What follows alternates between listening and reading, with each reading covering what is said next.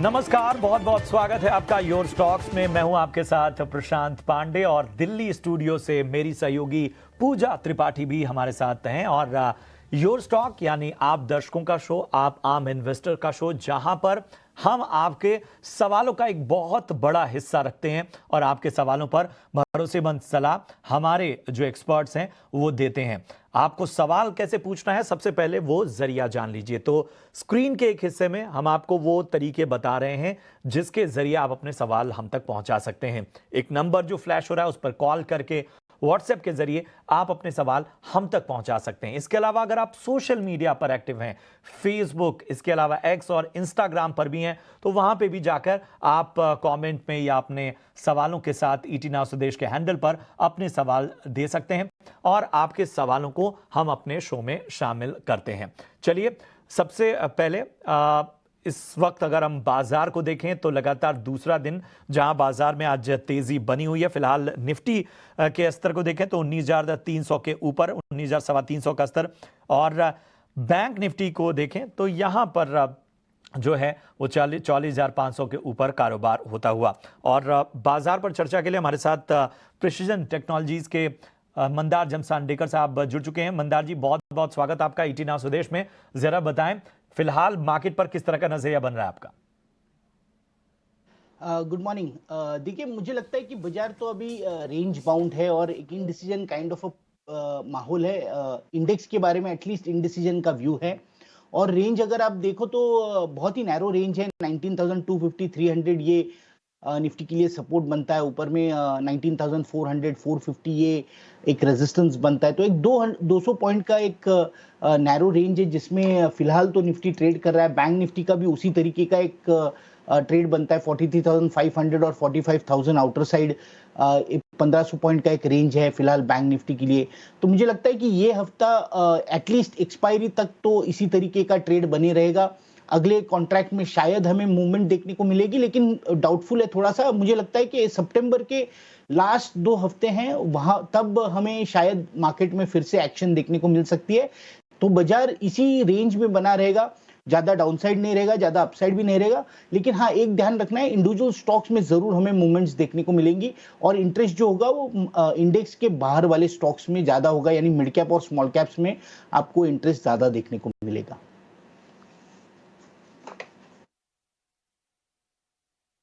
Interest ज़्यादा देखने को मिल रहा है। अगर फ्रंट लाइन इंडेक्स देखेंगे तो वहाँ पर थोड़ा ठंडा कारोबार हो रहा है और निफ्टी और बैंक निफ्टी अब हम देख सकते हैं अपने दिन के निचले स्तर पर कारोबार कर रहे हैं। हालांकि हरे निशान में बरकरार रहने की कोशिश कर रहे हैं, लेकिन इस वक्त निचले स्तर पर आ चुके हैं। चलिए, अब आपके सवालों को भी शामिल करते हैं। तरीका आपको बता ही दिया है और इस बीच पहले दर्शक हमारे साथ जुड़े हैं पुणे से। निखिल जी, नमस्कार। किस स्टॉक पर सवाल है आपका, पूछिए। मेरे पास एनबीसीसी है 371 स्टॉक 39 रुपीज के ऊपर। 371 और हेलो 371 जी। हाँ, और आईडीएफसी बैंक है 48 रुपीज पे 207। तो क्या करना है इसमें? आईडीएफसी 48 पे 207 शेयर्स आपने कहा, राइट? हाँ राइट, 48 रुपीज पे। ओके, चलिए, कॉन्ग्रेचुलेशंस आपको। दोनों स्टॉक में अच्छा मुनाफा हो रहा है, स्पेशली आईडीएफसी फर्स्ट बैंक में बहुत अच्छे लेवल पर एंट्री की। वहां से लगभग स्टॉक आपके जो खरीद लेवल थी दोगुना हो चुका है ये स्टॉक आईडीएफसी फर्स्ट बैंक का। पहले एनबीसीसी पर सवाल ले लेते हैं। मंदार, इनके पास 371 शेयर्स हैं, 39 पर इन्होंने लिया हुआ था। यहाँ पर भी काफ़ी अच्छे लेवल पर एंट्री की, उसके बाद स्टॉक में अच्छी तेजी आई और अपने ऊपरी स्तर के पास कारोबार कर रहा है। हालांकि 51, 52 एक रेजिस्टेंस की तरह एनबीसीसी के लिए इस वक्त दिखाई दे रहा है। बने रहना चाहिए और तेजी के लिए, या फिर निकल जाए यहाँ से? कुछ बड़ी तेजी की उम्मीद आप कर रहे हैं एनबीसीसी में? पूजा, आपने सही कहा कि ये जो करंट लेवल्स है 51, 52 के लेवल्स यहाँ पे स्टॉक में रेजिस्टेंस बनता है। और पिछले अगर आप 1.5-2 साल का अगर चार्ट देखो तो यहाँ से मल्टीपल टाइम्स ये स्टॉक नीचे आ चुका है। यानी जब भी ये स्टॉक 53, 54, 58 के लेवल्स तक गया है तो वहां से स्टॉक नीचे आ गया है। अब देखना है कि क्या इस बार ये रेजिस्टेंस स्टॉक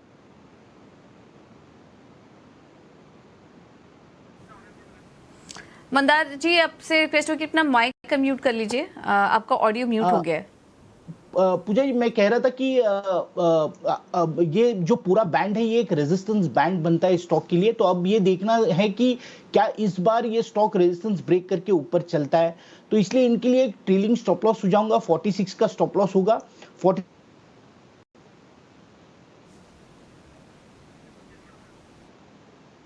मंदार, आपका माइक बार बार अनम्यूट हो रहा है। बहरहाल हम समझ गए रणनीति कि अभी भी आप होल्ड कर सकते हैं। स्टॉप लॉस जरूर लगा लीजिए अपने मुनाफे को प्रेडिक्ट करने के लिए, क्योंकि अपने रेजिस्टेंस के पास स्टॉक कारोबार कर रहा है। तो यही व्यू एनबीसीसी पर। अगला सवाल आईडीएफसी फर्स्ट बैंक पर था इनका, और इस बीच विवेक कारवा भी हमारे साथ जुड़ चुके हैं। विवेक, थैंक यू सो मच समय देने के लिए जीना स्वदेश को। IDFC first bank, correct me if I am wrong, ये स्टॉक आपको पसंद भी था, आपने फंडामेंटल राय इस पर काफ़ी बार दी है और हर लेवल पर आपको पसंद आया है। अब ये चलते चलते 90 के पास पहुंच चुका है। हमारे दर्शक ने जिस लेवल पर खरीदारी की थी वो 48 के आसपास की थी। अभी भी बने रहना चाहिए आईडीएफसी फर्स्ट बैंक में? पूजा, देखिए, इस बैंक ने बहुत पेशेंस टेस्ट किया इन्वेस्टर्स का। इनफैक्ट मुझे ध्यान है ये 2000 समझ लीजिए कि 2010 से ये अगला एचडीएफसी बैंक है बोल के इसको लोग इन्वेस्ट कर रहे थे इसमें, और ये स्टॉक कभी नहीं चला। इनफैक्ट 50% हो गया था नीचे की तरफ। तो अब फाइनली क्या हुआ है, मैनेजमेंट चेंज हुआ। जो वैद्यनाथन जी है वो एक रिटेल एक्सपर्ट है, और उसके बाद में बैंक का फोकस जो होलसेल लोन्स था, अभी ज्यादातर बैंक्स में और एनबीएफसीज में ये एक ट्रेंड है जहाँ पे कि जो होलसेल लोन्स है वहां से हटके ये लोग रिटेल में फोकस करने लगे हैं। अब फोकस करने के बाद बैंक का बैलेंस शीट में इम्प्रूवमेंट हो रहा है। इन्होंने एएमसी जो बिजनेस था उसको ऑफलोड किया, बंधन को बेचा उसको, वो कैश आके एक स्पेशल डिविडेंड भी दिया। अब आगे चल के आईडीएफसी फर्स्ट बैंक और आईडीएफसी का एक रिवर्स मर्जर होगा। तो इतने रनअप के बाद मुझे बहुत पसंद था, मुझे ध्यान है ये 50 रुपए में तो वो लीजिए लीजिए करके बोल रहा था लगातार। तो अभी भी अगर शॉर्ट टर्म में ये मूवमेंट नहीं दिखाएगा ज्यादा, बहुत क्लियर हूं मैं इस पे, क्योंकि वैल्यूएशन डेफिनेटली काफी दौड़ चुका है। लेकिन आज भी अगर कोई अगले 3 साल से लेके 5 साल के लिए इसको समझे और ले, तो ये यहाँ से बहुत बढ़िया कर सकता है, क्योंकि रिटेल फोकस इसमें ज्यादा आ चुका है। और आज के दिन इनफैक्ट आईपीएल या कौन से क्रिकेट टीम के लिए इन्होंने मतलब बिड भी अभी जीता है। तो बैंक का फोकस बहुत रिटेल में आ गया है, तो डेफिनेटली एक होल्ड है लॉन्गर टर्म के लिए। शॉर्ट टर्म में हो सकता है कि एक रेंज बाउंड रहे, लेकिन हाँ, medium term to long term अच्छा बेटर है अभी भी। ठीक है, तो आईडीएफसी फर्स्ट बैंक पर नजरिया फिलहाल बेहतर, और हर लेवल पर आपको रिकमेंडेशन इसमें मिली है। बढ़ते हैं आगे। अगले हमारे दर्शक पंजाब से जुड़ रहे हैं, इनका नाम राजकुमार है। राजकुमार जी नमस्कार, पूछें अपना सवाल। मैडम, सर मेरे पास बीपीसीएल के 600 शेयर हैं 475 के भाव के, तो इसके बारे में राय चाहिए थी। ठीक है, तो फिलहाल बीपीसीएल को देखें तो इनके भाव से काफ़ी नीचे, और नुकसान यहाँ पर इनको अच्छा खासा होता हुआ। चलिए आपको बेहतर राय देते हैं। और मंदार जी बताएं, बीपीसीएल में क्या करना चाहिए? 475 की खरीद है। देखिए, बीपीसीएल यानी पिछले अगर 1-1.5 साल से देखते हैं तो स्टॉक ने परफॉर्म तो किया नहीं है। एक रेंज बाउंड मूव है, नीचे में 340 320 इस तरीके का सपोर्ट बनता है, ऊपर में 390 395 का रेजिस्टेंस बनता है। तो फिलहाल इस रेंज में है और अभी फिलहाल रेंज के लोअर एंड पे ट्रेड कर रहा है, तो मुझे लगता है फिलहाल तो होल्ड कीजिए। 340 का स्टॉप लॉस रखिए, और ऊपर में ये जब भी चलेगा 380 390 तब फिर से रिव्यू करेंगे कि क्या ब्रेकआउट कर पाएगा नहीं कर पाएगा, और या एग्जिट करना है वो लेवल पे, वो तब रिव्यू कर सकते हैं। फिलहाल तो पोजीशन होल्ड कीजिए, 340 का स्टॉप लॉस रखिए। तो 340 का स्टॉप लॉस के साथ यहाँ पर होल्ड करने की राय बीपीसीएल में। अगला सवाल ले लेते हैं। पश्चिम बंगाल से हमारे साथ भवानी जुड़ी हैं फोन लाइन पर। भवानी नमस्कार, किस स्टॉक पर सवाल है आपका, पूछिए। जी, जीएमआर एयरपोर्ट है मेरे पास में, 400 मैंने लिया है 63 रुपया 65 पैसा में, तो उसे क्या करना है, उसकी पोजीशन क्या होगी? ओके, जीएमआर एयरपोर्ट इंफ्रा, ये कब लिया था आपने? ये मैंने करीब 2 साल पहले ही लिया था। अच्छा, 2 साल पहले, ठीक है, देखना होगा। 63 के आसपास इन्होंने लिया था, और अभी उन्हीं के खरीद के पास ही स्टॉक कारोबार भी कर रहा है जीएमआर एयरपोर्ट्स इंफ्रा। हाल फिलहाल में इस कंपनी का नाम भी चेंज हुआ है। विवेक, कैसी लग रही है आपको GMR एयरपोर्ट? 2 साल से होल्ड कर रहे हैं लेकिन स्टॉक प्राइस में ज़्यादा कुछ बदलाव हुआ नहीं है, बहुत ही मामूली नुकसान में है। ये कंपनी आपको होल्ड करने के लिए अच्छी लग रही है या फिर कोई दूसरे आप कंपनी ने सजेस्ट करेंगे इंफ्रा स्पेस से? पूजा देखिए, मतलब इनको नुकसान हो रहा है खाली 2 आइसक्रीम के पैसे का, इतना ही नुकसान है। मुझे लगता है कि इनको निकल जाना चाहिए। क्यों निकल जाना चाहिए? अब एयरपोर्ट बिजनेस अभी भी प्रॉफिटेबल नहीं है, पहली चीज। GMR अब नाम चेंज करके एयरपोर्ट पे फोकस कर रहा है। हो सकता है आगे चल के इसका टेक ओवर हो, तब बात अलग हो सकती है, लेकिन फिलहाल आज के दिन इसका नेगेटिव बुक वैल्यू है और करीबन 37-38 हजार करोड़ की कंपनी हो गई है ये। तो इतने मार्केट कैप पे ये क्या प्रॉफिट दिखा के क्या इन्वेस्टर्स को दिखाएगा, बहुत मुझे डाउट है। और ऑफ लेट ये करीबन 40 रुपए से लगातार ऊपर चल के 62 रुपए आज ये चल रहा है। अब ये नहीं बोल रहा कि और ऊपर नहीं जा सकता है, पंटर स्टॉक्स कभी भी जा सकते हैं ऊपर, लेकिन अगर फंडामेंटली अगर मैं बोलूं तो लेने लायक इसमें अभी तो फिलहाल कुछ भी नहीं है, तो आपको निकल जाना चाहिए। जैसे मैंने कहा, खाली 2 आइसक्रीम का नुकसान हो रहा है, आप वो ज्यादा सोचना नहीं चाहिए इसमें। ठीक है, तो GMR एयरपोर्ट्स पे आपको ज्यादा सोचने की जरूरत नहीं है, निकल जाने की सलाह यहां पर मिलती हुई। चलिए, एक खास सेगमेंट आपकी स्क्रीन पर आने को तैयार और ये है ऑप्शन का चैंपियन।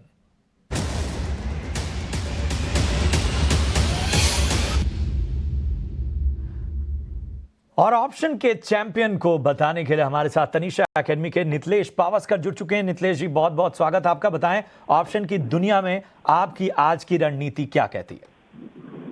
देखो, मैं एशियन पेंट के साथ बाय करना पसंद करूंगा। एशियन पेंट का 31 अगस्त का 3280 का जो कॉल ऑप्शन है अभी वो 15 रुपए के आसपास ट्रेड कर रहा है। यहाँ पे बाइंग करके चलना है, स्टॉप लॉस स्ट्रिक्टली फॉलो करना है 12 रुपए का। मुझे लग रहा है एशियन पेंट में आज एक अच्छा खासा तेजी देखने को मिल सकता है। और ऊपर में टारगेट की अगर हम लोग बात करेंगे तो 24 रुपीज का हमारा पहला टारगेट होगा और सेकंड टारगेट जो होगा वो 30 रुपीज का होगा। लेकिन ये पोजीशंस को कैरी नहीं करना है, आज के आज ही इसको क्या करना है, कट करना है। क्रिया करेंगे नितलेश जी आपका। तो एशियन पेंट्स पर आपको ऑप्शन की रणनीति सुझाते हुए नितलेश पावस्कर, 3280 की कॉल 15 से 16 रुपए के लिए मिल रही है। लक्ष्य 24, स्टॉप लॉस 12, अधिकतम मुनाफा 2200 तक का, अधिकतम नुकसान 1200 तक का आपको यहां हो सकता है। और आपको बता दें कि वायदा बाजार में 10 में से 9 लोगों को नुकसान होता है और वायदा ट्रेडर्स को औसतन 50,000 रुपए का नुकसान होता है। घाटा होने के बावजूद 28% ट्रांजैक्शन के रूप में देना होता है। मुनाफा होने पर 15 से 50% ट्रांजैक्शन के रूप में खर्च होता है। तो अपने रिस्क पे ही वायदा बाजार में तमाम जो आप ट्रेडिंग है वो करें। चलिए, फिलहाल ले लेते हैं। ये इंस्टाग्राम पर हमें आया है कोलकाता से मोली जी का। क्लीन साइंस एंड टेक्नोलॉजीज के स्टॉक है इनके पास, 130 शेयर्स 1330 पर इन्होंने लिया हुआ है। हालांकि इन्होंने जिस लेवल पर खरीदारी की वहां से तो ये स्टॉक तेजी में आया है, बट अगर पिछले 1 साल का ट्रेंड देखेंगे तो लगातार स्टॉक में गिरावट ही है। करीब करीब 310 अंकों की गिरावट ये स्टॉक दिखा चुका है। तिमाही नतीजे पे भी इतने कुछ आकर्षक नहीं आए थे और ब्रोकरेज हाउस के रडार पर भी जो अगले टारगेट प्राइस है वहां पर भी हम देख रहे हैं कुछ डाउनग्रेड हुए हैं। विवेक, ये कंपनी कैसी लग रही है आपको? लकीली ये मुनाफे में है, लेकिन जो भी मुनाफा हो रहा है वो लेके निकल जाना चाहिए या अभी भी आपको कंपनी में कॉन्फिडेंस लग रहा है? पूजा जस्ट 2 सेकंड दीजिए, मेरा ये सिस्टम थोड़ा सा स्लो हो गया। हाँ देखिए, कंपनी काफी गिरावट दिखा चुका था और मुझे लगता है कि इसका गिरावट अभी तक खत्म नहीं हुआ है। ये आपको वापस एक बार 1300 तक दिखा सकता है, ये पॉसिबिलिटी है। और वहां पे इसका फेयर वैल्यू करीबन बनता है, मतलब करीबन 1325 से लेके 1300। तो आज के दिन स्टॉक कोई भी एंगल से कॉस्टली लग रहा है मुझे, तो मेरी तो ये सलाह रहेगी कि आपको छोटा मोटा प्रॉफिट हो रहा है तो इसमें से एक बार आप निकल सकते हैं। और आगे चल के भी देखिए, जब तक पूरे सेक्टर में मतलब इसमें रिवाइवल नहीं आए और तब तक उम्मीद कम है इस स्टॉक में, तो थोड़ा सा अवॉइड रहेगा। और इनफैक्ट रिजल्ट्स भी आप अगर देखो तो रिजल्ट्स पिछले क्वार्टर के काफी खराब थे, तो इसके कारण स्टॉक में भी इतना करेक्शन देखने को मिला। ठीक है, तो यहाँ पर थोड़ा बहुत मुनाफा बुक करके आपको निकलने की सलाह मिलती हुई इस वक्त। चलिए, अगले कॉलर जो हैं उनकी ओर बढ़ते हैं। अनुराग हैं बीकानेर राजस्थान से। अनुराग जी नमस्कार, पूछें अपना सवाल। हाँ सर, गुड मॉर्निंग जी, पूछें अपना सवाल। सर, मेरे पास इज माई टिप के 1300 शेयर है 40 के भाव से, और मैं 6 महीने तक होल्ड कर सकता हूँ, क्या करना चाहिए? ठीक है, चलते हैं मंदार जी के पास। मंदार जी बताएं, ईज माई ट्रिप के 40 रुपए के भाव पे इनके पास 1300 शेयर्स हैं और 6 महीने का नजरिया इनका। प्रशांत देखिए, अभी तो फिलहाल ये स्टॉक वीकनेस के साथ ट्रेड कर रहा है। यानी हमने पिछले साल नवंबर दिसंबर के वक्त इस स्टॉक में एक अच्छा खासा अपमूव जरूर देखा था, लेकिन वो मूव जो है वो फिजल आउट हो चुकी है। और अब जब भी ये ऊपर चलने की कोशिश करेगा तो बहुत सारे रेजिस्टेंसेस हैं कि जो इस स्टॉक को पार करने, उसके बाद ही एक अच्छा अपमूव इस स्टॉक में हो सकता है। तो मुझे लगता है कि सर आप अपने आप को एक बार अनम्यूट कर लें। जब मैं इसका चार्ट देखता हूं तो समाव ये चार्ट बोलता है कि इसमें समाव बिजनेस पे क्लैरिटी है नहीं। यानी ऊपर 46 48 अगर ये चलता है तो मुझे लगता है कि एग्जिट करना बेहतर होगा। अभी फिलहाल इस स्टॉक में 36 का स्टॉप लॉस रखिए, और जब भी ऊपर चलेगा 46 48 तब एग्जिट करने की कोशिश कीजिए।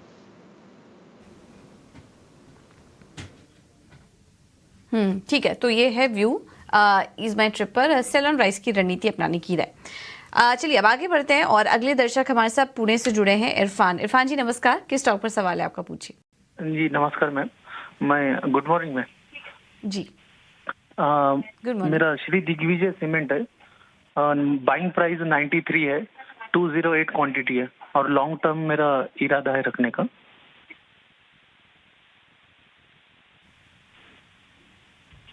ठीक है, आपको राय दिलवा देते हैं। विवेक, लॉन्ग टर्म के लिए श्री दिग्विजय सीमेंट कैसा लग रहा है आपको? लग रहा है इनकी हाल फिलहाल की ही खरीद है, बहुत ही मामूली मुनाफे पर हैं, बट लॉन्ग टर्म के लिए क्या ये कंपनी सही लग रही है या फिर कोई और कंपनी आप इनको सुझाएंगे? देखिए, सीमेंट अभी एक ऐसा स्पेस होके रखा है जहाँ पे मतलब दिख रहा है कि सब कुछ अच्छा होना चाहिए आगे चल के, लेकिन कंपनी उतना रिजल्ट अच्छा नहीं दिखा रही है। अब पर्टिकुलरली श्री दिग्विजय की आप अगर बात करो तो मैं इसके बहुत प्रोस एंड कॉन्स आपको बता देता हूँ। एक तो देखिए, प्रोस में ये है कि जो रिजल्ट्स दिखा रही है कंपनी क्वार्टर ऑन क्वार्टर, एकदम सुपर्ब रिजल्ट्स है, और वैल्यूएशन वाइज भी ये काफी चीप लग रही है। मतलब ये आपको एटलीस्ट 120 रुपए का स्टॉक होना चाहिए, तो इस हिसाब से ये होल्ड बनता है, और इनफैक्ट किसी को फ्रेश बाई करना हो तो बाई भी कर सकते हैं। लेकिन इसमें दिक्कत ये है कि बहुत छोटी कंपनी है, करीबन 1400 करोड़ मार्केट कैप की कंपनी है, तो इसके लिए एक स्मॉल कैप सीमेंट कंपनी हो गई, जहां पे ये रिस्क रहता है कि कुछ भी अगर गड़बड़ हो सेक्टर में, या फिर अभी इलेक्शंस आएंगे, कुछ भी गड़बड़ हो, तो ऐसे स्टॉक्स आपको आराम से 20-30% करेक्शन भी दिखा सकते हैं। तो इसके लिए आप एक करीबन 10-1% का ट्रेलिंग स्टॉप लॉस रखो और इसको होल्ड कीजिए। ओवरऑल कंपनी बढ़िया है, जैसे मैंने कहा वैल्यूएशन अच्छे हैं, प्रॉफिटेबिलिटी अच्छी है, और लग रहा है कि मतलब मैनेजमेंट भी काफी साउंड है, तो होल्ड रहेगा। आप करीबन 7 से लेकर 10% का स्टॉप लॉस रखिए। ठीक है, स्टॉप लॉस ज़रूर लगा लीजिए इस कंपनी में, और होल्ड कर सकते हैं, कोई दिक्कत नहीं। लेकिन क्योंकि स्मॉल कैप कैटेगरी की कंपनी है तो थोड़ा वॉलेटाइल रह सकता है ये स्टॉक, उससे बचने के लिए आप स्टॉप लॉस लगा लीजिए और लॉन्ग टर्म के लिए आप बने रह सकते हैं, लेकिन उतार चढ़ाव के लिए भी इस स्टॉक में तैयार रहिए। के सवालों का सिलसिला हम शुरू करते हैं। अजय हैं गुजरात से, इन्होंने व्हाट्सएप के जरिए अपना सवाल हम तक पहुंचाया है। ओलेक्ट्रा ग्रीन टेक के इनके पास 40 शेयर्स हैं, 1393 के भाव पे इन्होंने ये शेयर लिए हुए हैं, और फिलहाल जो है इनके भाव से काफ़ी नीचे। चलिए इस पर एक राय ले लेते हैं। विवेक बताएं क्या करना चाहिए? ओलेक्ट्रा ग्रीन टेक पे 1393 की खरीद है। देखिए, स्टॉक में जब 3 डिजिट का था करीबन 400 रुपए, तब से इसको ट्रैक कर रहा हूँ। अब ईवी बेस्ड थीम जहाँ पे है, सारे के सारे स्टॉक्स अच्छा कर रहे हैं, और पर्टिकुलरली ओलेक्ट्रा भी, और उसमें कई कुछ कंपनीज है जहाँ पे लगातार इनको स्टेट गवर्नमेंट से ईवी बसेस का ऑर्डर्स मिल रहा है, तो ऑर्डर बुक इनका बढ़िया है। लेकिन जिस हिसाब से स्टॉक मूवमेंट दिखाया है, मुझे लगता है कि शॉर्ट टर्म में थोड़ा सा कॉस्टली है। मतलब मैं फंडामेंटल वीक नहीं बोल रहा हूँ, खाली प्राइस वाइज अगर आप देखो तो इस रनअप के बाद स्टॉक डेफिनेटली कॉस्टली लग रहा है। तो मुझे लगता है कि 1200 में आपको प्रॉफिट है अगर, तो एक बार का बुक कर लेते हो तो कोई गलत काम नहीं होगा इसमें। कभी कभी प्रॉफिट बुक करना भी चाहिए, और सही में आपको ईवी प्ले कंटिन्यू करना है तो मुझे लगता है कि टाटा मोटर्स और अशोक लीलैंड बेटर बेट हो सकते हैं आज के दिन, क्योंकि उनका जो स्टॉक मूवमेंट है उतना नहीं हुआ है, और वैल्यूएशन वाइज भी थोड़ा सस्ता लग रहा है। तो डेफिनेटली केयरफुल रहना पड़ेगा ओलेक्ट्रा में प्राइस वाइज। और बाकी कंपनी ठीक है जैसे मैंने कहा, और आगे चल के भी इनको ऑर्डर मिलते रहेंगे। अगर लॉन्गर टर्म के लिए तो आप होल्ड है, लेकिन शॉर्ट टर्म के लिए तो सेल है। नजरिया। एक और सवाल है इनका, लंबोदरा टेक्सटाइल्स पे 250 शेयर इन्होंने खरीदे हैं। हालांकि यहाँ पे भी उनकी जो खरीद है वो ऊपरी लेवल्स पर है। फिलहाल हम स्टॉक देख रहे हैं काफ़ी नीचे, 202 की खरीद है लंबोदरा टेक्सटाइल्स। क्या करना चाहिए विवेक? देखिए स्पेसिफिकली लंबोदरा मैं ट्रैक नहीं करता हूँ, लेकिन मतलब ओवरऑल फंडामेंटली बढ़िया कंपनी है ये। लेकिन इसमें एक और चीज ये है कि मैं पूरे पूरे मतलब इसमें जो टेक्सटाइल सेक्टर है उस पर बुलिश हूँ। अब काफी टाइम से बुलिश हूँ, लेकिन स्टॉक का मूवमेंट इतने नहीं आए। लेकिन मुझे लग रहा है कि आगे चल के ये सारे के सारे स्टॉक्स अच्छा परफॉर्म करने की क्षमता रखते हैं। और पर्टिकुलरली आप देखो तो मतलब लंबोदरा भी इसमें और आगे चल के करीबन 10-1% का मूवमेंट दिखा सकते हो। तो टेक्सटाइल ओवरऑल बुलिश रहूंगा मैं, नॉट स्पेसिफिकली लंबोदरा पे आइडिया दे रहा हूँ, वो मैं हो सकता है कि आगे बोलूं, लेकिन हाँ टेक्सटाइल पे बुलिश हूं। तो इसके लिए आपको होल्ड करना चाहिए इसको। और वैल्यूएशन वाइज अगर आप लंबोदरा देखो तो आज के दिन थोड़ा सा अंडर वैल्यूड ही है, तो 170 तक ये जा सकता है, पॉसिबिलिटी है। ठीक है, तो 170 तक जाने का यहाँ पर अनुमान है। हालांकि आपके बाइंग प्राइस से अभी भी नीचे ही होगा, लेकिन जब इसके आसपास आए तो आप चाहे तो वापस से एक बार रिव्यू कर लीजिए। लेकिन ओवरऑल टेक्सटाइल स्पेस पर विवेक पॉजिटिव।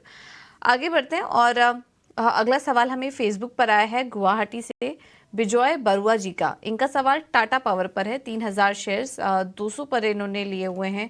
आज भी हम देख रहे हैं पावर स्टॉक्स में अच्छी तेज़ी देखने को मिल रही है। जो डेटा है उसमें कहना है कि पावर डिमांड काफ़ी अच्छी नज़र आ रही है। टाटा पावर आज भी करीब आधे % से ज़्यादा मजबूत है और इन्होंने 200 पे लिया था। 247 पर टाटा पावर इस वक्त कारोबार कर रहा है। शेयरों की संख्या भी बहुत अच्छी है, जिस वजह से हम देख रहे हैं कि 1,41,000 के आसपास का मुनाफा भी इनको टाटा पावर में हो रहा है। मंदार, टाटा पावर में और तेजी के लिए रुक सकते हैं क्या स्टॉक में? और स्टॉप लॉस भी सुझाइए इन्हें।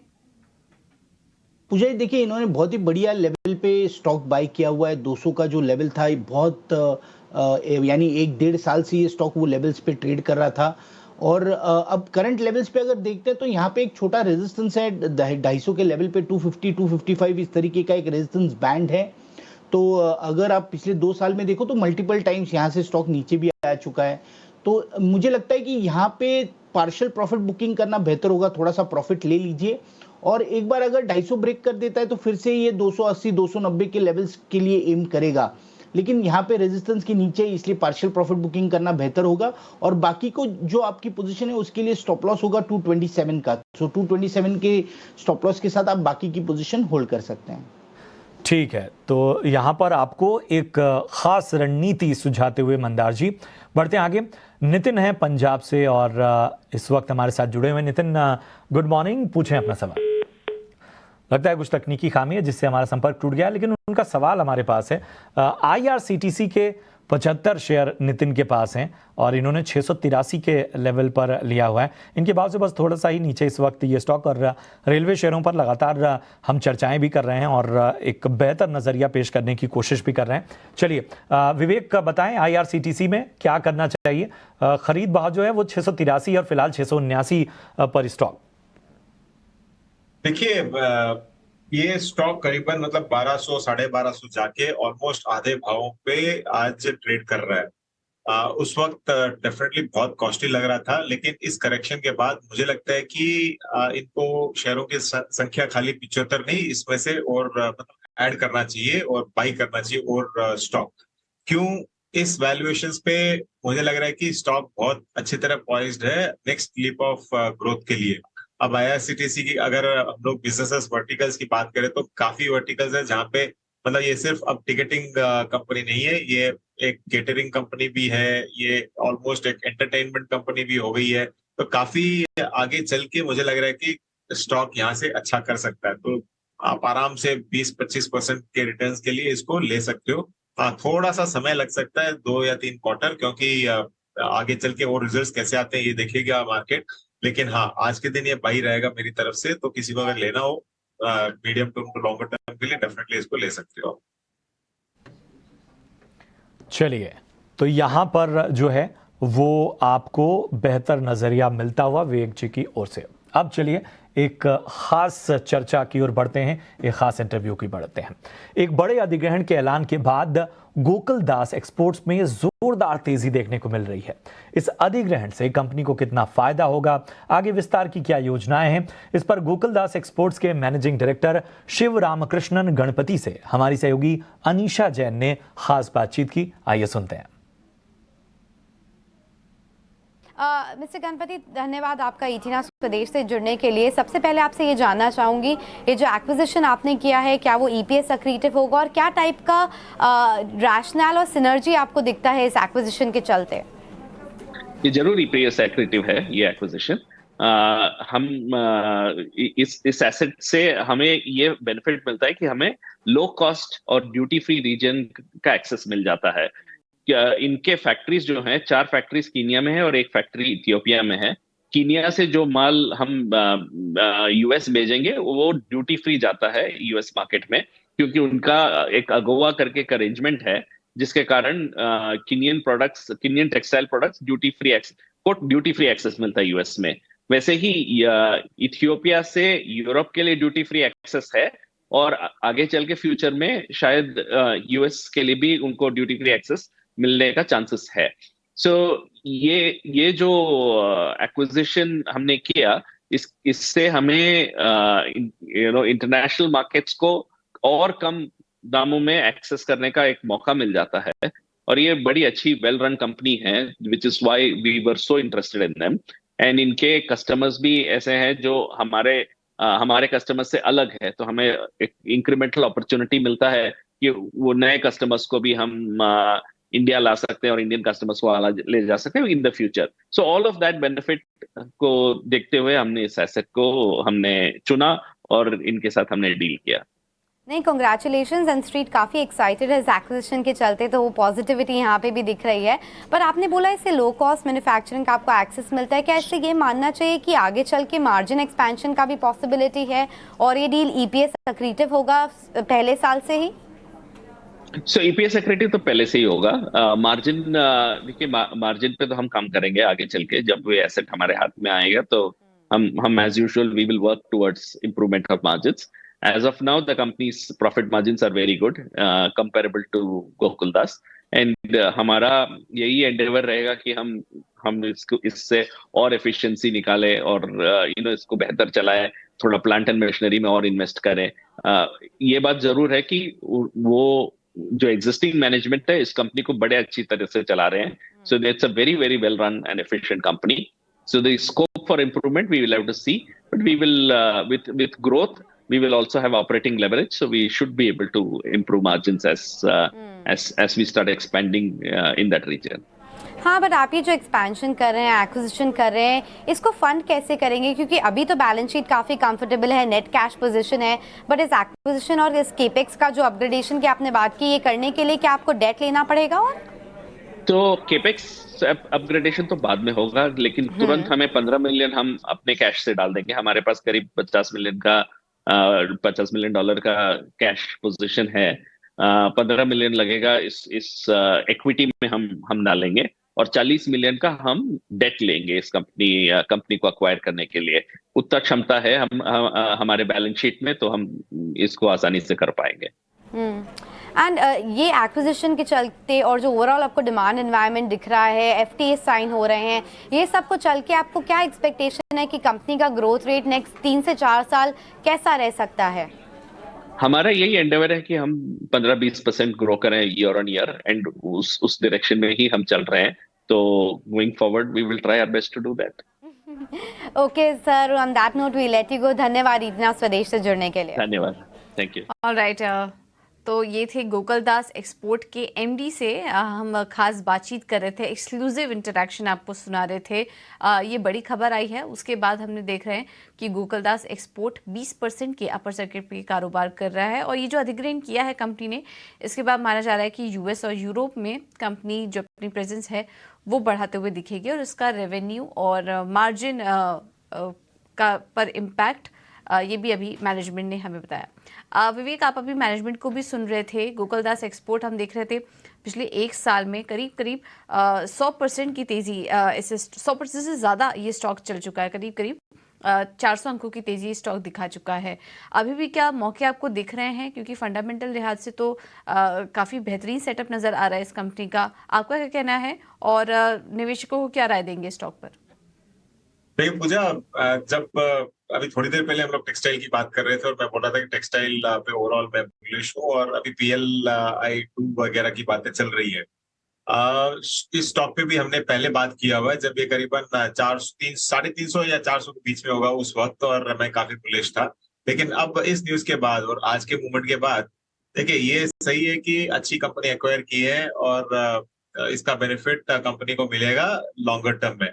अब मतलब अगले 2-3 क्वार्टर में मिलेगा, लेकिन स्टॉक तो आज के दिन ही भाग गया है उन 2 क्वार्टर को फैक्टर इन करते हुए। तो मुझे लगता है कि एक बार का अगर आप प्रॉफिट बुक करते हो तो अच्छा होगा, एक बार प्रॉफिट बुक करना चाहिए, क्योंकि काफी रनअप हो चुका है स्टॉक में, और जब वापस ये नीचे जाता है, थोड़ा बहुत करेक्शन आता है, तो उस वक्त हमको वापस एंट्री करनी चाहिए।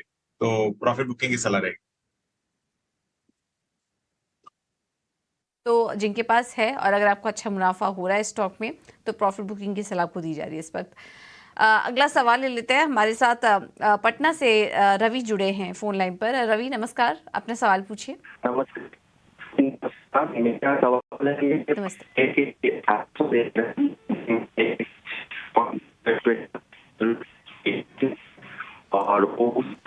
रवि, आपकी आवाज़ क्लियर नहीं आ पा रही है, लेकिन माफ़ कीजिएगा, आपकी आवाज़ क्लियर नहीं आ पा रही है, लेकिन जो सवाल आपने हमें भेजा था वो हमें मिल चुका है और शायद हम उम्मीद कर रहे हैं इसी पर आपका सवाल था। सेल के स्टॉक्स हैं इनके पास, शेयरों की जो संख्या है वो 400 है और हाल फिलहाल की खरीदी इनकी लग रही है 86 पर लिया है। उसके आप पास ही स्टॉक आज कारोबार भी कर रहा है, तो मामूली मुनाफा इनको स्टॉक में हो रहा है इस वक्त। मंदार, क्या सजेस्ट करेंगे सेल में? पूजा देखिए, फिलहाल ये स्टॉक एक रेंज बाउंड ट्रेड में चल रहा है। 84 इस स्टॉक में सपोर्ट बनता है, ऊपर में 96 रेजिस्टेंस बनता है। अब सपोर्ट लेके स्टॉक ऊपर चल रहा है, तो मुझे लगता है ये मोमेंटम इस स्टॉक को 94-96 के लेवल्स तक तो जरूर ले जा सकता है। तो वहां वो लेवल पे प्रॉफिट बुकिंग जरूर कर सकते हैं, एटलीस्ट पार्शियल प्रॉफिट बुकिंग कर सकते हैं। और फिलहाल जो पोजीशन है उसके लिए स्टॉप लॉस होगा 83 का, 83 के स्टॉप लॉस से होल्ड कीजिए। ठीक है, तो 83 के स्टॉप लॉस से सेल में आपको बने रहने की सलाह मिलती हुई मंदार जी की ओर से। बढ़ते हैं आगे। अगले जो हमारे दर्शक हैं उन्होंने गुवाहाटी से अपना सवाल फेसबुक के जरिए भेजा है। नाम है गौतम चौधरी और इनका सवाल मार्क्सन्स फार्मा पर है। 100 शेयर इन्होंने लिए हैं 90 रुपए के भाव पे। फिलहाल इनके भाव से 10 रुपए ऊपर, 20 रुपए ऊपर ये स्टॉक इस वक्त ट्रेड करता हुआ। चलिए विवेक, का क्या करना चाहिए? मार्क्सन्स फार्मा में 90 रुपए की खरीदी है। देखिए, इसका जो मैनेजमेंट एफिशिएंसी है करीबन 18% है। कंपनी अच्छा रनअप दिखा चुकी है, लेकिन कंपनी में डेट बहुत कम है, तो इस बेसिस पे ये वैल्यूएशन में आपको ऑन दी लोअर साइड मिल रहा है अभी भी। मतलब 111 नहीं, इसको एटलीस्ट आपको 125 से लेके 130 रुपए तक ट्रेड होना चाहिए। और फार्मा ओवरऑल अभी तक रिकवरी नहीं दिखाया है, और मुझे लगता है कि ओवरड्यू है फार्मा में रिकवरी। तो जब भी मूवमेंट आता है फार्मा में वापस, मार्क्सन्स भी अच्छा यहाँ से कर सकता है। बस एक ही दिक्कत है कि कंपनी थोड़ी सी छोटी कंपनी है, मतलब मिड कैप है। मिड कैप भी नहीं, आप स्मॉल कैप बोल सकते हो। करीबन 5-6 हजार करोड़ की कंपनी है ये, तो उस बेसिस पे वॉलेटिलिटी कभी भी इसमें ज्यादा रह सकता है। तो इसके लिए आप इसको होल्ड कीजिए करीबन 105 का स्टॉप लॉस लगा के, और लग रहा है कि 125 तक जाएगा। ठीक है, तो ये है व्यू मार्क्सन्स फार्मा पर। अगला सवाल लेते हैं। व्हाट्सएप पर हमें हरियाणा से आया है राकेश जी का। बैंक ऑफ महाराष्ट्र इन्होंने लिया हुआ है 100 शेयर्स, 19 पर इनकी खरीद है। काफ़ी पहले की खरीद लग रही है। वहाँ से स्टॉक में हमने अच्छी तेज़ी भी देखी। सरकारी बैंकों में हाल फिलहाल में जो मोमेंटम आया था, क्लियरली उसका फ़ायदा इनको यहाँ पर मिला और अब स्टॉक अपने ऊपरी स्तर के पास कारोबार कर रहा है। हालांकि इन्हें बहुत बड़ा मुनाफा तो नहीं हो रहा है, क्योंकि इन्होंने सिर्फ 100 शेयर्स लिए हुए थे कंपनी के। बट अगर प्राइस वाइज एक्शन देखेंगे तो शानदार गेन हुआ है इन्हें। और मॉनेटरी टर्म्स पर अगर बात करेंगे तो 2000 के आसपास का मुनाफा इन्हें स्टॉक में हो रहा है। मंदार, बैंक ऑफ महाराष्ट्र क्या और रनअप देख रहे हैं स्टॉक में? पूजा जी देखिए, मुझे तो लगता है ये स्टॉक बहुत ही बढ़िया स्टॉक है, पोर्टफोलियो में जरूर होना चाहिए। तो इनकी जो एग्जिस्टिंग पोजीशन है उसके लिए 32 का स्टॉप लॉस होगा, 32 के स्टॉप लॉस से पोजीशन होल्ड कीजिए। लेकिन ये बहुत ही इंटरेस्टिंग स्टॉक है, 40 के लेवल्स पे एक थोड़ा सा छोटा रेजिस्टेंस है, वो एक बार ब्रेक कर देता है तो इस स्टॉक में हमें एक अच्छी खासी अपमूव देखने को मिलेगी। आगे जाते हुए शायद ये मल्टी बैगर स्टॉक भी हो सकता है। और इसके पीछे रीजन ये है कि 2008 के बाद 2020 तक ये स्टॉक एक डाउन ट्रेंड में बना था, यानी 12 साल एक डाउन ट्रेंड में बना था। और पिछले 2-3 साल से ये स्टॉक अब स्टेडीली एक higher top higher bottom formation में चल रहा है। तो एक चेंज ऑफ ट्रेंड फॉर्मेशन है इस केस में, तो ऐसा स्टॉक आगे जाते हुए मल्टी बैगर बन सकता है। तो मुझे लगता है कि 32 के स्टॉप लॉस से पोजीशन होल्ड करनी चाहिए और लॉन्ग टर्म के व्यू से होल्ड करें, 2 से 3 साल का व्यू को होल्ड करें, आपको अच्छा खासा रिटर्न स्टॉक में मिल जाएगा। ठीक है, तो थोड़ा लंबा नजरिया 2 से 3 साल का यहाँ पर रखना होगा और तब जाकर आपको बहुत अच्छा खासा मुनाफा यहाँ पर मिल सकता है। चलिए अगले कॉलर की ओर बढ़ते हैं। जयंती गुजरात से हमारे साथ जुड़े हैं। जयंती, पूछें अपना सवाल। मेरा सवाल है, मैंने 2 साल पहले 175 के भाव से रेडिंगटन लिए थे, तो बाद में उसमें बोनस भी आ गया है, तो अब मेरे को है ना उसमें और जोड़ने का है। ठीक है, ठीक है, मतलब आप निकलना चाहते हैं स्टॉक से? नहीं, वो तो है मेरे पास 175 का भाव, अभी है ना मेरे को चाहिए और उसमें जुड़ने का है, तो अच्छा, ये भाव सही है?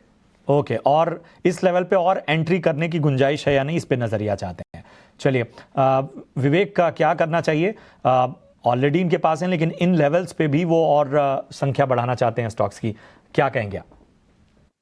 देखिए, हार्डवेयर डिस्ट्रीब्यूशन में एक दिग्गज कंपनी है, क्वालिटी ऑफ द कंपनी बढ़िया है और एप्पल प्रोडक्ट्स का ये डिस्ट्रीब्यूटर है इंडिया में और नेक्स्ट एप्पल लॉन्च वापस आने वाला है, तो उस बेसिस पे ये कंपनी मुझे लग रहा है कि इनको ऐड कर लेना चाहिए इन दामों में भी। तो 156 अच्छा रेट है और कोई भी एंगल से आप अगर लगाओ वैल्यूएशन तो ये कंपनी एटलीस्ट 200 रुपए ट्रेड करनी चाहिए, तो आप ले सकते हो। मतलब ऑलमोस्ट आपके लिए हुए भाव पे ही है, तो बहुत बड़ा एवरेज नहीं करोगे आप, लेकिन हाँ बस जैसे आपने कहा एडिशन होगा तो डेफिनेटली आप इसको लीजिए। और मुझे लगता है कि जैसे ही ये वक्त वापस बाजू आता है कि एप्पल का अगला फोन जब रिलीज होगा, आई थिंक स्टॉक में आपको मूवमेंट देखने को मिलेगा। तो 180 से लेके 200 के टारगेट के लिए ये बाई रहेगा। तो 180 से 200 के टारगेट्स रेडिंगटन में देखने को मिल सकते हैं। तो आप चाहें तो अभी भी आप अपने इसमें और स्टॉक में खरीदारी कर सकते हैं। अगला सवाल ले लेते हैं और हमारे साथ गाजियाबाद से जुड़े हैं नाहर। नाहर जी नमस्कार, किस स्टॉक पर सवाल है आपका, पूछिए। हेलो जी नाहर जी सवाल पूछिए अपना। हाँ नमस्कार मैडम, मेरे पास में वेदांता के है 268 रुपए पे 1000 शेयर, इनको 1000 शेयर्स हैं, ठीक है जी जी। तो कितना समय दे सकते हैं आप नाहर जी स्टॉक को? 3 मंथ। ओके मंदार, आपसे सवाल होगा, 3 महीने का ही समय है इनके पास। वेदांता 1000 शेयर्स हैं, 268 पर लिया था, तो नुकसान में तो हैं फिलहाल, बट ज़्यादा समय भी नहीं दे सकते हैं वेदांता को। तो शॉर्ट टर्म के लिए व्यू बताइए, वेदांता कैसा लग रहा है आपको? देखिए फिलहाल शॉर्ट टर्म के चार्ट पे तो चार्ट पे इस स्टॉक में वीकनेस लग रहा है। हमने देखा है पिछले 6-8 महीनों में स्टॉक में भारी गिरावट देखने को मिली है। हर बार ऊपर चलने की कोशिश करता है तो बिकवाली आ जाती है। अब करंट लेवल्स पे 232 का एक सपोर्ट स्टॉक में बनता है, तो इनका जो एग्जिस्टिंग पोजीशन है उसके लिए 230 का स्टॉप लॉस होना चाहिए, क्योंकि अगर 200 ये स्टॉप लॉस अगर ट्रिगर हो जाता है तो फिर स्टॉक में और भारी गिरावट देखने को मिल सकती है। तो 230 के स्टॉप लॉस से पोजीशन होल्ड कीजिए। अगर ये सपोर्ट लेवल्स को रिस्पेक्ट करके अगर बाउंस बैक कर देता है तो इनका जो खरीदी भाव है वो तो जरूर मिल सकता है उनको एग्जिट करने के लिए, लेकिन फिलहाल वीकनेस है, 230 का स्टॉप लॉस होना जरूरी है। ठीक है, तो स्टॉप लॉस लगा लीजिए, थोड़ा करेक्शन और बढ़ सकता है और 230 के स्टॉप लॉस के साथ आप बने रह सकते हैं। तो समय देना पड़ेगा आपको वेदांता में वो लेवल्स आने के लिए। चलिए सवालों को हम शो में शामिल कर रहे हैं। अगले दर्शक सुनील कुमार हैं राजस्थान से। फेसबुक के जरिए इन्होंने अपना सवाल हम तक पहुंचाया है। इनके पास पॉलीकैब के 24 शेयर हैं, 2330 के भाव पे इन्होंने लिया हुआ है। बहुत ही शानदार लेवल पर इन्होंने एंट्री की और इस वजह से इनको अच्छा खासा मुनाफा हो रहा है। हालांकि क्वांटिटी इनकी कम है, लेकिन उसके बावजूद आप देख सकते हैं कि इस वक्त अच्छा मुनाफा देखते हुए लगभग 1 साल पहले की ये खरीद लगती है। चलिए विवेक, मैं आपके पास आना चाहूँगा। पॉलीकैब में हालांकि मुनाफा हो रहा है, तो नज़रिया आगे का भी, और फिलहाल क्या पार्शियल प्रॉफिट बुक हो सकता है? क्या इस तरह का नजरिया बन रहा है? देखिए, शानदार कंपनी है और केबल स्पेस में मुझे लगता है कि अभी भी वो मोमेंटम जारी रहेगा। लेकिन पॉलीकैब क्या हुआ है कि करीबन 3500 से लगातार वन साइडेड रैली आके ये आज 5000 के आजू बाजू ट्रेड कर रहा है। रिजल्ट्स बहुत थे और जीरो डेट कंपनी है। केबल में ग्रोथ चल रहा है, लेकिन इतने रनअप के बाद वैल्यूएशन थोड़ा सा स्ट्रेच लग रहा है। तो मुझे लगता है कि पार्शियल प्रॉफिट आपको बुक करना चाहिए, और अगर ऑन डिप्स आपको वापस मिले स्टॉक, तब आप री एंट्री कर लीजिए। अगर 4700 भी मिले तो अच्छा रेट होगा। आज के दिन वैल्यूएशन श्योरली कॉस्टली है। लॉन्गर टर्म के लिए कंपनी अच्छी करेगी, ऑर्डर बुक इसकी स्ट्रांग है, और जिस हिसाब से इंफ्रा और रियल एस्टेट बूम चल रहा है, आई थिंक केबल सेगमेंट पूरा का पूरा यहाँ से अच्छा करने वाला है। और आप एक और स्ट्रेटेजी यूज कर सकते हो, जहाँ पे फॉर एग्जांपल पॉलीकैब जो पार्शियल प्रॉफिट बुक कर रहे हो, तो ऑल्टरनेट कंपनी से जैसे स्टर्लिंग टेक्नोलॉजीज है, वो सब आप उनमें भी एंटर कर सकते हो, जो वापस केबल बिजनेसेस में है, और वैल्यूएशन काफी चीप अवेलेबल है कंपेयर टू पॉलीकैब। तो ओवरऑल ठीक कंपनी है, लेकिन वैल्यूएशन ज्यादा है, इसके लिए प्रॉफिट की ही सलाह रहेगी। तो ये है व्यू पॉलीकैब पर। आगे बढ़ते हैं और अगला सवाल हमें व्हाट्सएप पर ही आया है। हैदराबाद से वेंकटेश्वर राव जी ने भेजा है। 2 सवाल थे इनके। आईडीएफसी फर्स्ट बैंक पर तो राय दे दी गई है, इन्होंने 70 रुपये के भाव पर लिया हुआ था, बट विवेक से हमारी थोड़ी देर पहले बात हुई थी और उन्हें अभी भी ये स्टॉक अच्छा लग रहा है। तो आप ये व्यू है आईडीएफसी फर्स्ट बैंक पर। दूसरा सवाल इनका आईटीसी पर है। 70 शेयर 324 पर इन्होंने लिया हुआ था, काफ़ी अच्छे लेवल पर एंट्री की, स्टॉक में अपने हाइज भी बनाए। लेकिन हम मंदार पिछले 1 महीने से देख रहे हैं स्टॉक में एक डाउन ट्रेंड ही है। आईटीसी में इनको प्रॉफिट बुक करके अभी निकल जाना चाहिए या फिर बने रह सकते हैं स्टॉक में? पूजा जी, देखिए मुझे लगता है आईटीसी में निकल जाना बेहतर होगा, क्योंकि जिस तरीके का स्टॉक में मूव बना है पिछले 2 साल में, तो वो बहुत ही बढ़िया मूव है। 200 से स्टॉक ऊपर में 490 तक चला था, तो बहुत ही जबरदस्त रिटर्न जनरेट कर चुका है। करंट लेवल्स पे थोड़ा सा स्ट्रेच है, और अगला जो दौर है, मुझे लगता है 1 से 1.5 साल ये स्टॉक कंसोलिडेशन से गुजरेगा। तो इसलिए मुझे लगता है एग्जिट किया तो ज्यादा बेहतर होगा। प्रॉफिट बुक कीजिए और करेक्शन के बाद इस स्टॉक में रिव्यू जरूर कर सकते हैं। ठीक है, तो आईटीसी में जो है वो आपको प्रॉफिट बुक करने की सलाह मिलती हुई। अगली जो दर्शक है हमारी रजनी है कोलकाता से। रजनी जी नमस्कार, पूछें अपना सवाल। हाँ नमस्ते। मेरे 100 शेयर लिए हुए हैं अदानी विल्मर के, ये मैंने लास्ट ईयर लिए थे 712, तो मुझे क्या करना चाहिए? बिल्कुल, और काफ़ी ऊपरी लेवल पर आपकी खरीदारी 1 साल पहले की, और काफ़ी पेशेंस भी रखा आपने, लेकिन बेहतर संकेत यहाँ से नहीं मिलते हुए। चलिए इस पर आपको एक बेहतर नज़रिया देते हैं। विवेक जी, क्या करना चाहिए अदानी विल्मर में? 712 रुपए की खरीद है और फिलहाल 370-71 पे ये स्टॉक ट्रेड करता हुआ। देखिए, एक कंपनी का पहले तो कंपनी अच्छी है क्या? ओवरऑल बढ़िया कंपनी है, ग्रुप अच्छा है। विल्मर भी एक अलग ग्रुप है जो रेणुका शुगर को भी ओन करता है, वो ग्रुप भी अच्छा है। अब कंपनी में दिक्कतें क्या आई? एक तो पाम ऑयल प्राइसेस के वगैरह दाम घटे थे, तो उसका बेनिफिट मिल रहा है। फिर भी क्या है कि ओवरऑल जो इन्वेस्टिगेशन चल रहा था सेबी का, उस चक्कर में स्टॉक नीचे आया हुआ है।